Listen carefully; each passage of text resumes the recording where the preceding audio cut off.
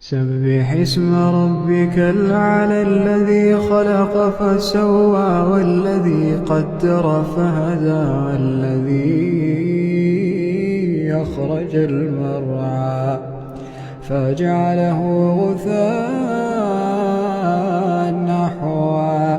سنقرئك فلا تنسى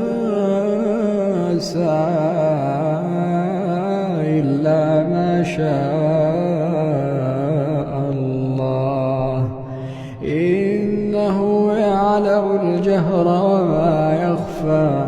ونيسرك لليسرى فذكر إن نفعت الذكرى سيذكر من يخشى ويتجنبها الأشقى الذي يصلى